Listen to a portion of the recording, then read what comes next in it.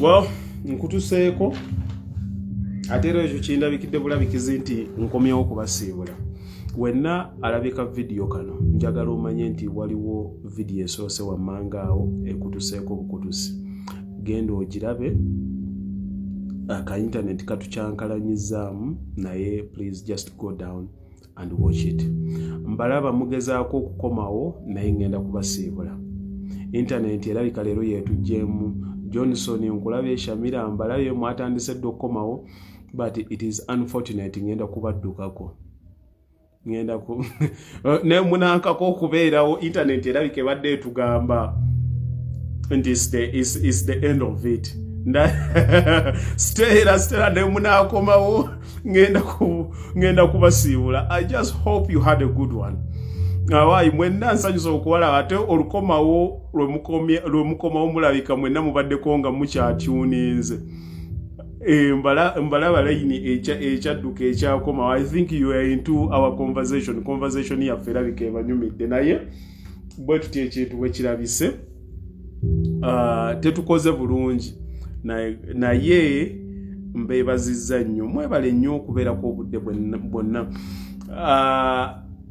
Nina okukkiriza nti bye tusomye olwaleero tufunyemu ekyokuyiga.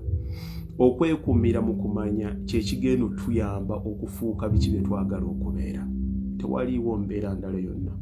Ate tewali mbeera yonna gy'ogenda kubeeramu olowooze nti no waliwo agenda okufuulira ekyo ky'oyagala okubeera. It has to be you. That's why I always come here. I tell you this.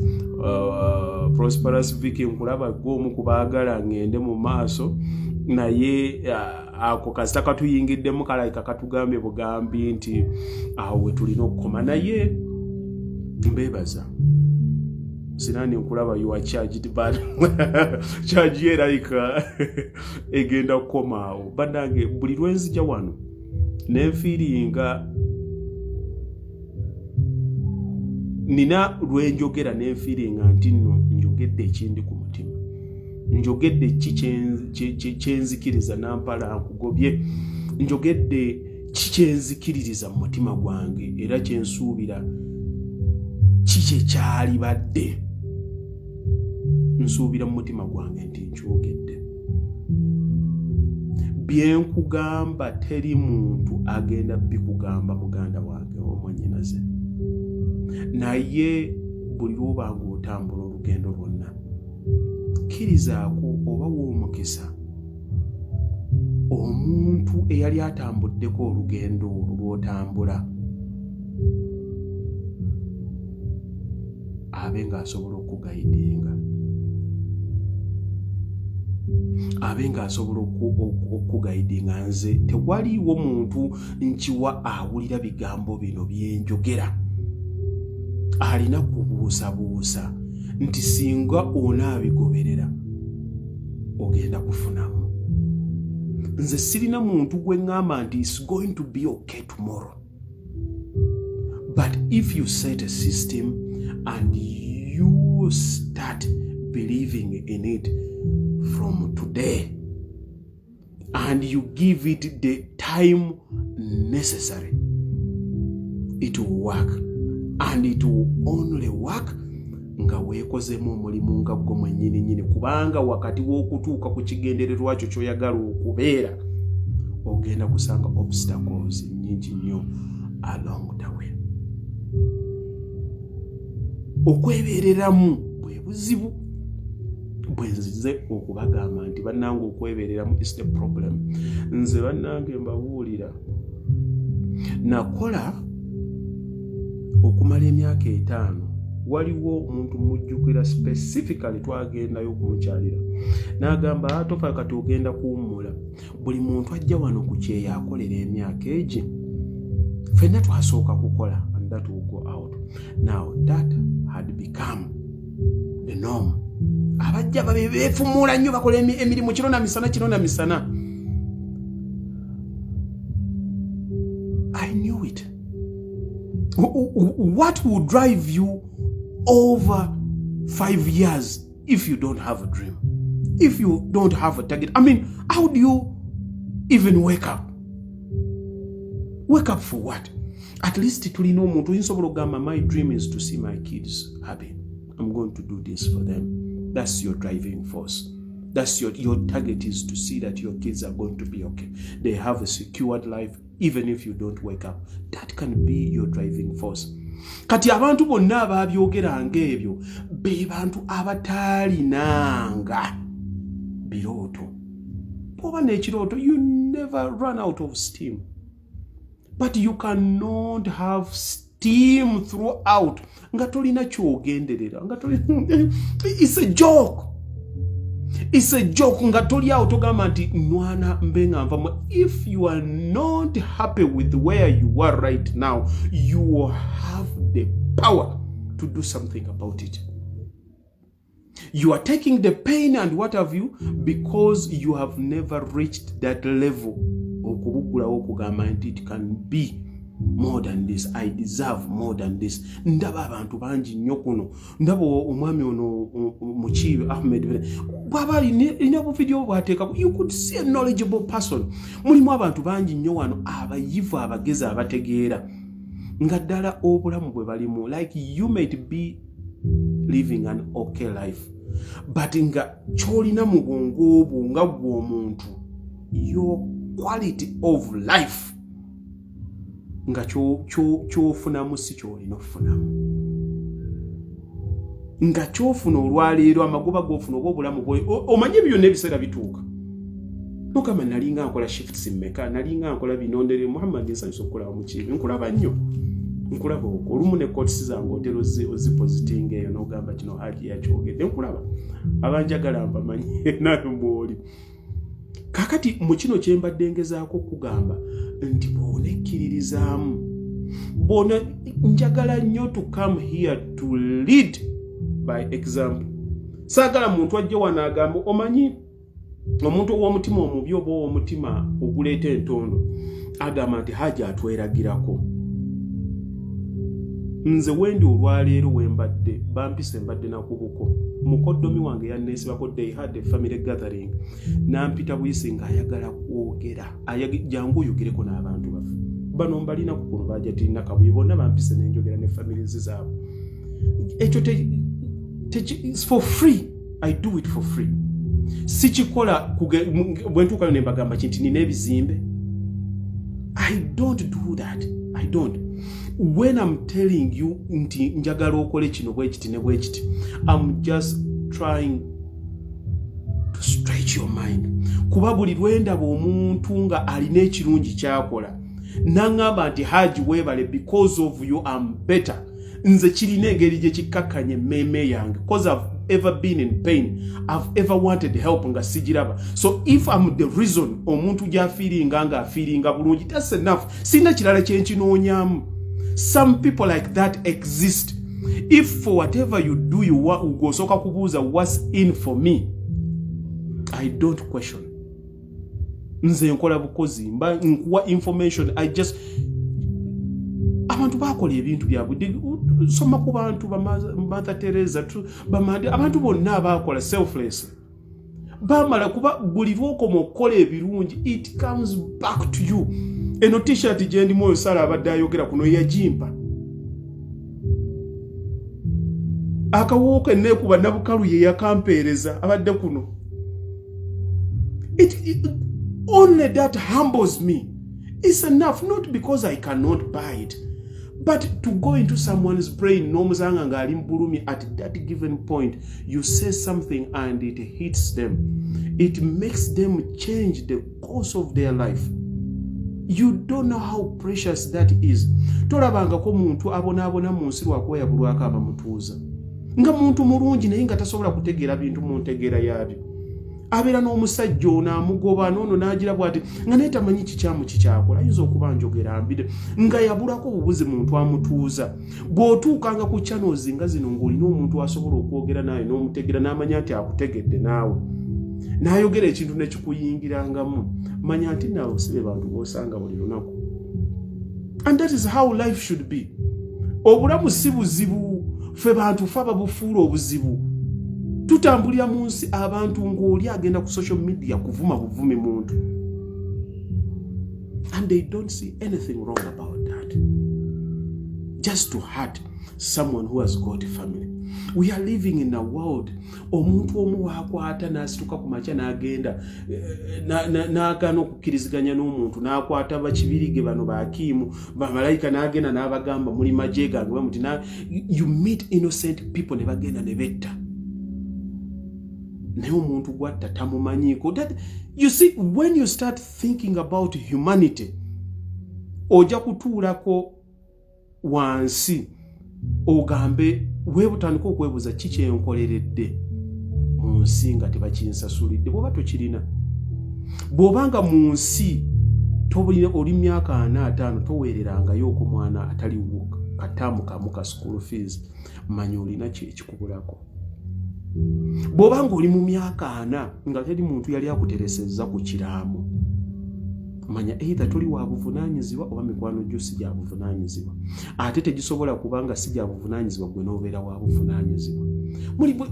Just okwekolako health check. Obulamu bwaffe tubutambuliramu tutya? Emyaka gye ndimu nnina kukoleramu biki?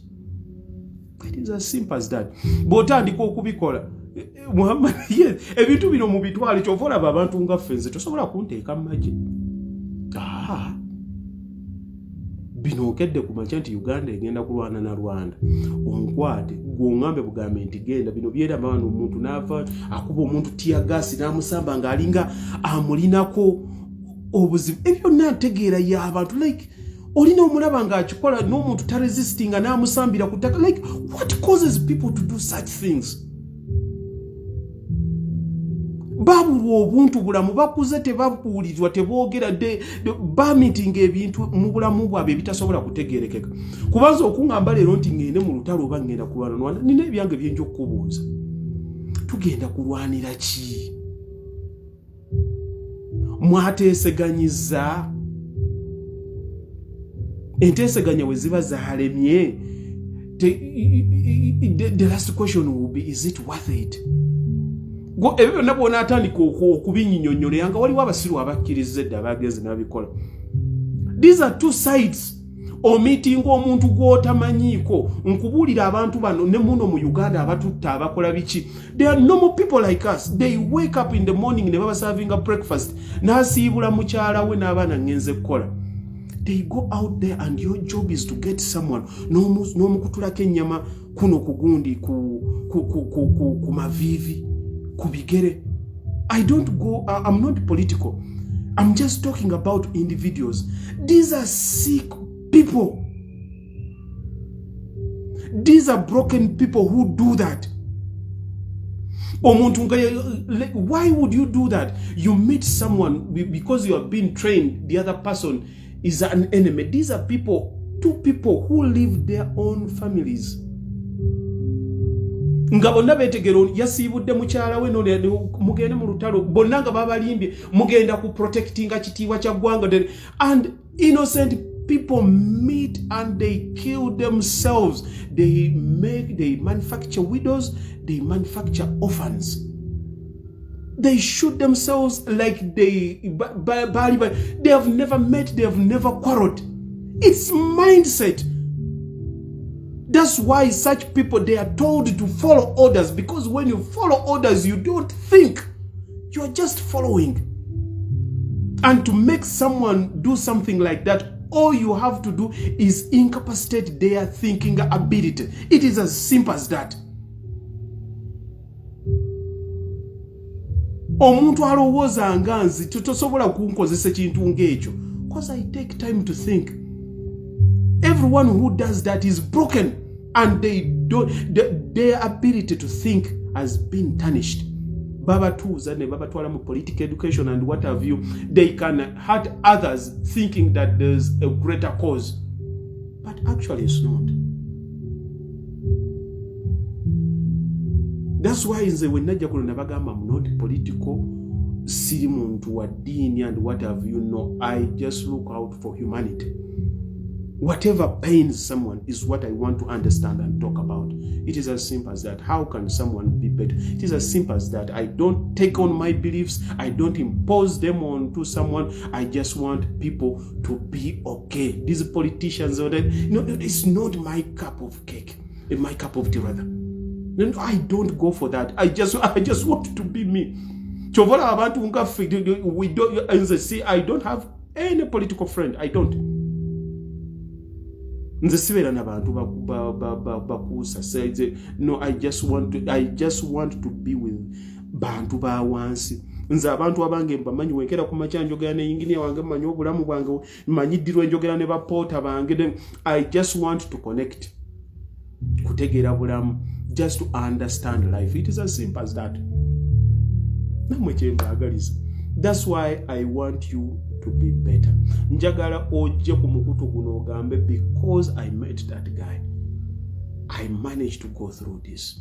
I had a bad marriage. It was going like this, but I saw how calm he was, how he faced the difficulties, and he managed to conquer them. How did he do it? Olina akukozesanga example na apply nga chicho omugambi bwe kibanga kisobola omuyamba ne kijjawo pain. That's enough. By the way, tomanya how such things work. Nze mbadde wano olinga balwana bulwaji njaga kujja Uganda kulaba dede. No, you just not one point in life you said something that meant a lot to them. And when you keep on doing such, people will come to you because people are living under pain. Buli muntu yenna living a struggle ye. Naye anoonya gwakinyumizaako tamulaba. Anoonya amuzaamu amaanyi amugane toli mulalu tamulaba. Abantu betwaligenze nabo basenga baffe bakojja baffe betwaliyogedde nabo bonna they are money minded. Cha ayogera ku impressinga. Tasobola kutegeera kiddala kikuluma.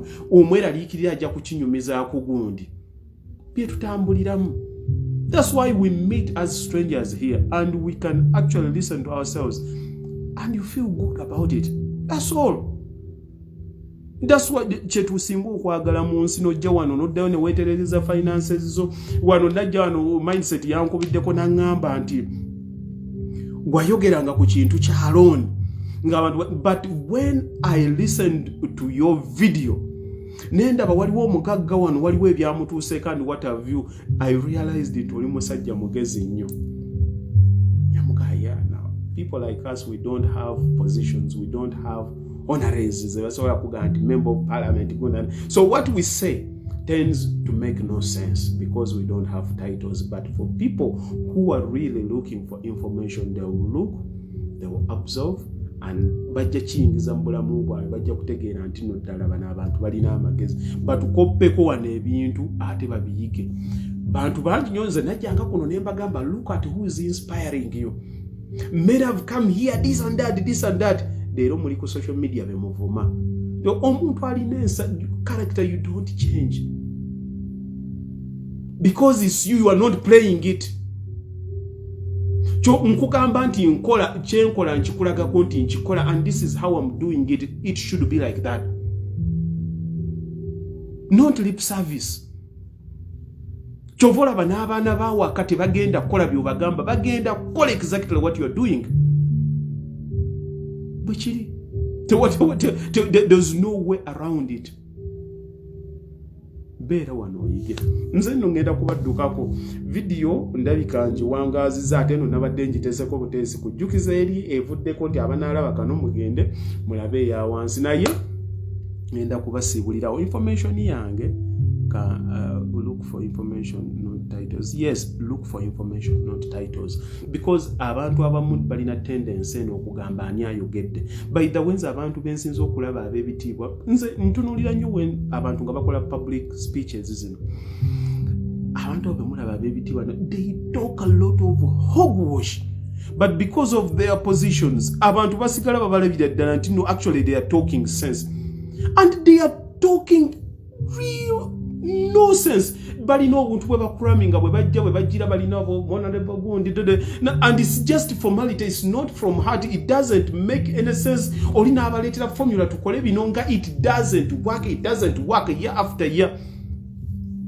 Abantu betugenderako betugoberako naye nze njagala nzije wano nkugambe nti Brenda nabeera e Bulaaya nenkuba kino wano omuzungu nanvuma bwati wanakawoneka nfuwa bwe kati gwe situation ye eyimiridde etya esobola okufaananako ng'eyange bwendi bwe nakolera ddala bwendi. Can you read the same notes? Zisobola okuyamba ng'abaana baabwe batulanga P7 n'omala pepa n'oziwa munno kisobola okuyamba bwe ngenda nga nkuyitira mu bw'ogenda ng'ofunaafunamu oyinza obutatuuka ku kyendiko oba n'ompita nako oba n'obeera ddala exactly nganze bwe kibanga kikuyambe kyekyo. That is how it should be. It is as simple as that. Before you know, when you're good to people, trust me, people will love you. Nze kati no muntu okujja to attack me. Waliwa is someone who tried. I saw how Pauline went. Negativity take up because buli lwoyamba omuntu when you make them feel good inside nga balina ebibazitoweredde they will know it and they will appreciate it, they will understand it. At least nsuubira nti ne forum yaffe kyekigiriko nabagala kulo tekuli byakuwemula tebiriko byaki, but at least when I come in here nentandika okwogera nammwe at least I charge you in a different way omuntu omulala gy'atabacharginga. Njogera mazima abamu nnyinza okwogera ekintu ne kikoona but at least bw'otuula n'okyusa emmeeme eyo osobola okulaba nti kye nabadde njogedde kyabadde kya mazima. And it should be like this. If you want to elevate yourself, bw'oba oyagala okutuuka ku kirala obwongo obugenda okukutuusaako, it cannot be the same bwongo obwakutuusiza obukuteeseawo okutuuka ewalala olina kufuuka muntu mulala. Nze ngenda nentunuulira ebintu byenkola nowadays. Oh my God, nkeera ku makya nensoma nembeera omwo nenkwata amasimu neteeka mu self discipline ku saawa ezi tesiina kukwata simu nina okuba nga nkola. It's all discipline but I just teach myself how to do it. If it works for me, it is the same I'm trying for you. I want you to pick a leaf. Okigezeeko kozi mmanyi nti leero owubuka surroundings z'olimu zikusumbwa stress n'okukiteeka mu bwongo n'oki-imprintingamu n'okitambuza kiri so hard. That's why I keep on coming back. Today n'oluddako ne kugagundi wamulaba olumu nenzija ne kuno nempita abantu bange ne nga Grace walaga wagule kuba mmanya along the way muba muwuguse oba ovuddemu oba olina gwe wasanzeeko n'akuliiramu ate n'akusomesa ekirala nagwe mba njagala okomewo. It is here. I've been through it and I've done it and I want you to do it. Mbagala nnyo naye nze buli lwe mba nsiibula sigaana sisobola kuvaano nga seebazizza bakama bange mwenna abatanda bangako eyo abampa emirimu nkeera ku makyanze buli lunaku nenkola bannange enkola wallahi mbabuulira nkeera ku makya site zenkozesa kati and I look at the capacity. Leero mbadde mu Bengabi simanyi oba waliwo omuntu amanyi family eyo yasobola okubeyaringa testimony omukulu w'ekika najja nangamba yegwe bakaluba ne mugamba nti ye nangamba weebale kuyamba abantu bebweru. And I was so happy. Ono yabadde omugenyi omukulu kumu. He walked najja wendi nga ndabi lwa muligo nenga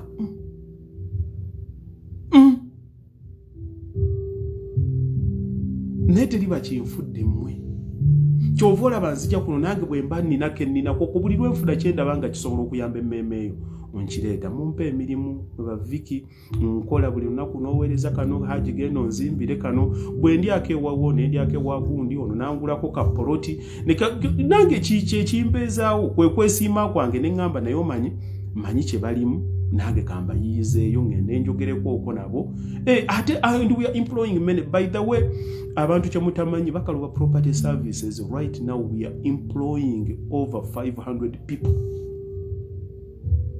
In the first year we are employing 500 people. That means family eziri obulungi tebereza omanyi abantu bameka abakozi ebitaano gye basobola okubanga bakolaki naye okubanga ntuula wano nenjogera Joseph nondaba Joseph wali ompaddeko omulimu Sara wali onguzeeko poloti abo bonna abantu kasatu baleeta kuno abo abaana nze nalina wano eddulwa lwe nakola eddulwa abaana bagira wano mu zi t-shirt. They did all the job for me.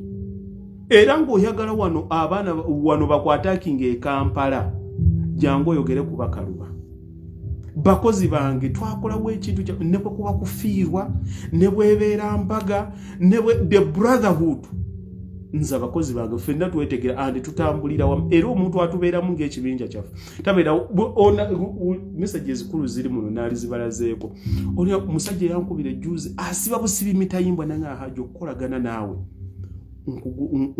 nzimbye akayumba k'abaana bange nakinneebaza nina ndowooza Henry oba kwoli kuno oyinginiya wange yaguze ka primo nina Nuwa gwe tuyita Kana abasinga wano mulabika mumanyi kuba abakoleddeko musajja yajja mpola yansanga talina n'ava mu Hipsam kati olwaleero last week yandeeteranga aguze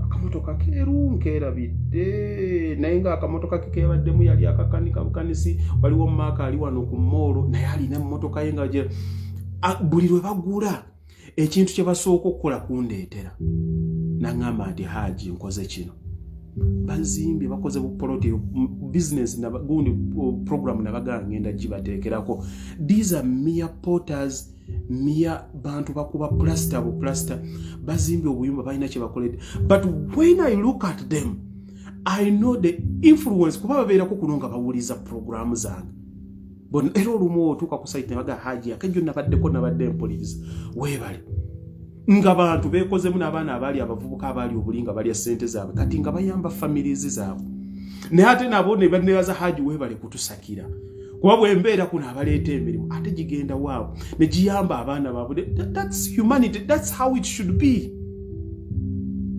that's how it should be embaga tuzirya ffenna enyimbe tuzirya ffenna that's how it should be kati mwe bwe tubadde ffenna nga muli ebulaaya gye nali gye nabeera gye nawuliriza Kizito is doing a good job for me nampala weebala oyo namukuwa okukolera peva oyo namukwasa direct abo ba peva be bakolera kati I think it should be like that kati kyova olaba nange bwenzija wano balinga banneebaza ndi Haji weebale kutusakira nange bwenzija kuno mbeebaza mwebale kunneesiga nze nali bweru nga sisobola kuweereza muntu wadde miliyoni emu okunzimbira ka toilet sikibanga nako nakyo sikirina alage gaalo oyo gwe mulaba yankwasa emitwalo egi 5 nga tetulibanja kuba era bamutiisa olwaleero ebizimbe bye bisituse bwebiri wali onansonyiwa erinnya sijja kulyogera naye lake egaalo okitegedde ndowooza bakulaba wano ng'onkubira obugalo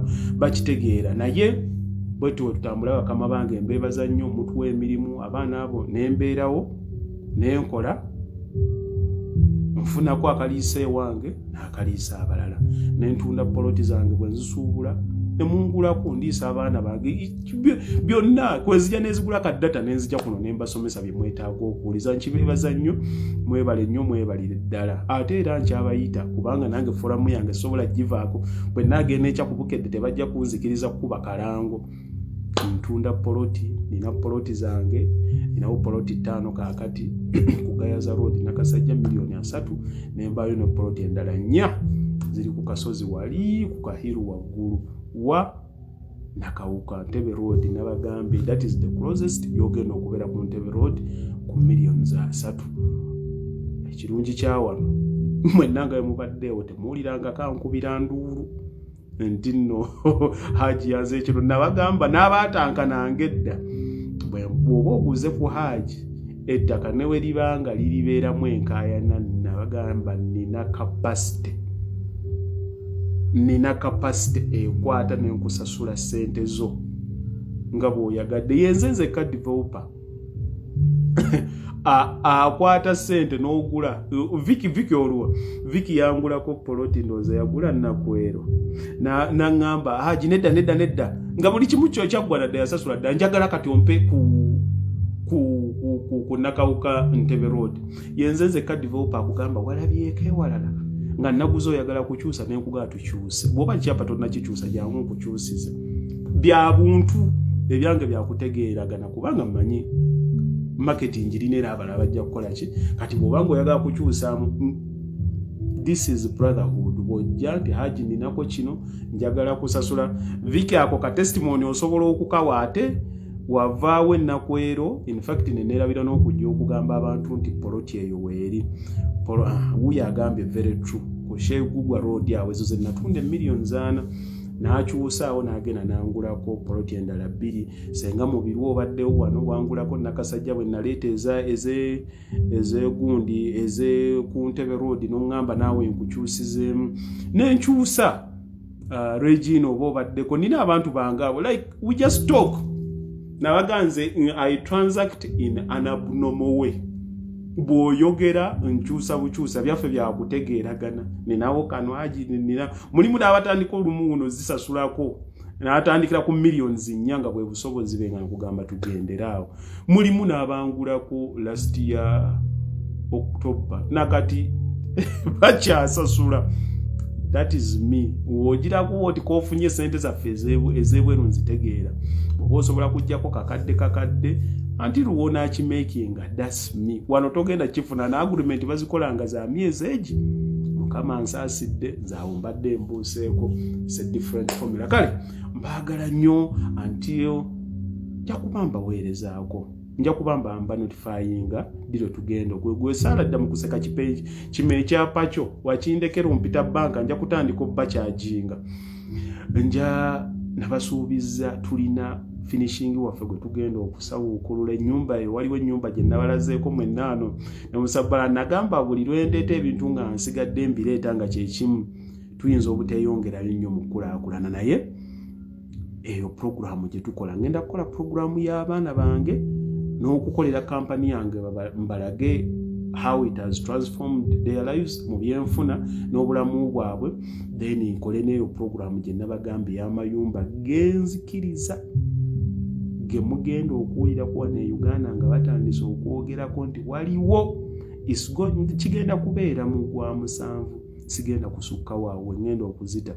bagambe nti waliwo omusajja yazze okukola kyakola nga akitegeera kubanga nabeerangaawo gundi kana woofa we nalabanga n'otunuulira ebizimbe nga bya mabbo naye nze nina kino ekintu kye neebuuza naye byaffe kiki buli n'omusanga yasaze bikone sigune naye byaffe kiki n'otunuulira ennyumba z'Abaspain nga kati ninako akantu whatever the mind can conceive and believe it can achieve kati nzire waffe nenga naye waffe lwaki ebintu byaffe tebinyirira lwaki obuyumba bwaffe bube like nina questions ezo kati kyenfubye okulaba kuno kyenjagala okukola programu eyo gyendeeta kulaga nti honestly tusobola okikola Abanigeria bazimbye agayumba bakoze biki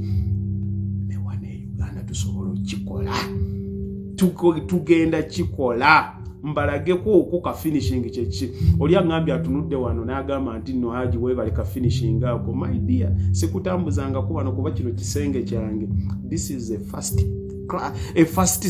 5-star hotel zisigera mu hotel na madamu angamba atuli mirembe tontwala mu 5-star hotel kubanga ye Uganda bonaje wakamu ekisenge kyafate kigisinga uyoke kale mbagala nnyo tujja kubeera ko nja kubamba buli yaddiro engendo komawo contact yange eri 0777664443 kweri ku page yaffe abaddala obulabi nga tonna batufollowing Shamira nkwagala nnyo mbadde nkusaba weetereze ennyumba yaffe katugiteeke mu tiles Shamira nkwagala nnyo Shamira yajja nambuulira ebyo byonna nangamba ngenda kuleeta baganda bange naye Shamira neewunyisizza in what you have done mu myezi 6 I never thought nti omuntu ave Dubai asobola okikola. You told me your job naye omwana oyo yeerwanyeeko azimbye ennyumba ate ennyumba ennungi ne tugikuba plaster naye bwagira bwato bwakugana naye haji kanoonyeeyo kino and before you know it ne sente ze nzambuulira ngenda kukola kino ngenda naye omwana azimbye ennyumba olumu otuuka naye n'omusaase nanga haji kanneerumye kankole kino ngenda kukuba shift season but I know ekikuyamba Shamira is because you have a defined target. Olina goal gy'ogamba nti I'm working towards this. Mbagala nnyo akumata kumira mpeera mwebale nnyo kwekuumira wano Shamira gwasembyeyo mbagala nnyo mwenna